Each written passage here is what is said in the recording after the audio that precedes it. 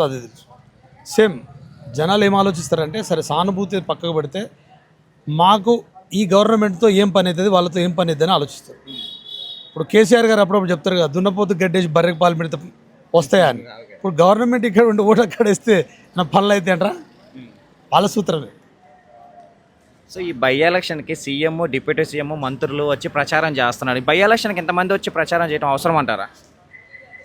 By ఎలక్షన్కి ఇంతమంది వచ్చి ప్రచారం చేసిన అవసరం అంటే ప్రీవియస్ గవర్నమెంట్లో మీరు ఎగ్జాంపుల్ మునుగోడు ఎలక్షన్ తీసుకోండి, ఎంతమంది పోయినారు? ఉన్న ఓల్ మంత్రివర్గం మొత్తం పోయి కూడా ఇక్కడ మునుగోడులో కూర్చున్నది. అంటే వాళ్ళు చేస్తే ఒక రకం, మేము చేస్తే ఇంకో రకమా?